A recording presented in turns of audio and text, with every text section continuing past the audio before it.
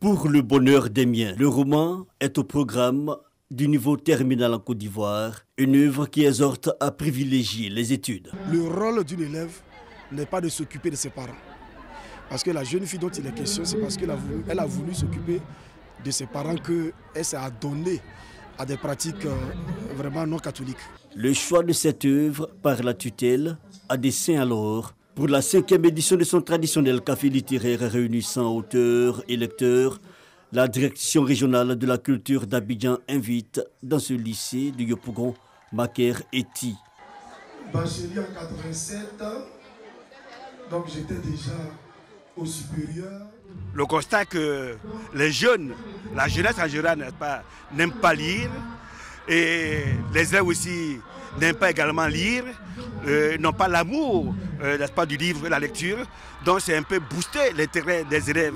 Un récital dont les mots et les lettres sont connus par cœur par ses élèves.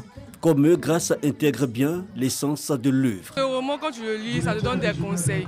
Ça te montre comment on souffre un peu dans la vie parce qu'elle a vécu beaucoup de choses dans la vie. Face aux élèves, l'auteur décortique son intention. L'initiative est appréciée par les représentants des ministres de l'Éducation nationale et de la culture. L'autre aspect majeur, c'est qu'il y a une mise en dialogue entre les auteurs et les jeunes publics qui sont composés d'élèves.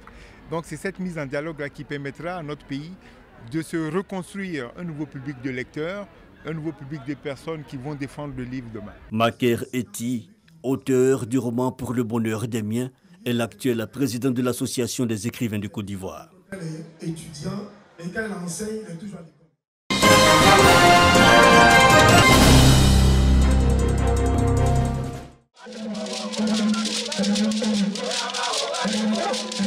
En attraction, le Goli venu de Dimbokro, Duvé Baoulé et le balafon sorti du terroir Sénoufo. Une communion parfaite de ces danses avec celle d'Egban. Nous sommes au Festi Diego, un festival de la ville de Diego-Nifla qui se veut le creuset du vivre ensemble et de la promotion de la culture Gban. Une initiative de l'ONG Fierté de Diego-Nifla, soutenue par la mairie. Nos objectifs sont de créer le développement au niveau de Diego-Nifla, créer un clivage de rencontres, de cohésion, de paix au niveau des communautés qui vivent au niveau de Diego-Nifla. La place Kaouli, transformée en une salle de spectacle. Prestation d'artistes traditionnels, soutenue par le groupe Samonsa et d'humoristes de renom. Tout est mis en place pour faire vivre un passage inoubliable aux visiteurs de Diego-Nifla, à la grande satisfaction de l'autorité municipale. Moi, en tant que maire de la commune, je suis soucieux de soutenir, de promouvoir, d'encourager toutes les initiatives qui sont dans le sens social, qui sont dans le sens de la cohésion. Nous voulons donc, à travers ce festival, raffermir la paix sociale ici à Diego-Nifla et montrer par la même occasion ce que Diego-Nifla a de potentialité en termes de culture. Le Festi Diego est à sa 2e édition.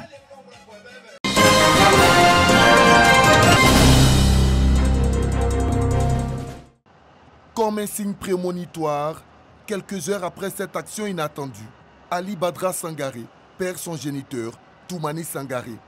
Après avoir apporté son soutien et tout le réconfort à l'international ivoirien à Douala, le premier responsable du sport, par ailleurs, représentant du gouvernement, le ministre Paulin Claude Danho, exprime sa compassion et celle de l'État à la famille du portier ivoirien à Atekoubé.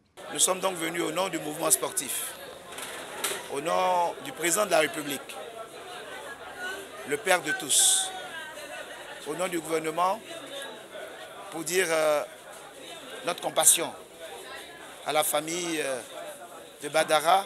Nous sommes un pays de croyants et nous savons que Dieu fait toutes choses bonnes en son heure et en son temps.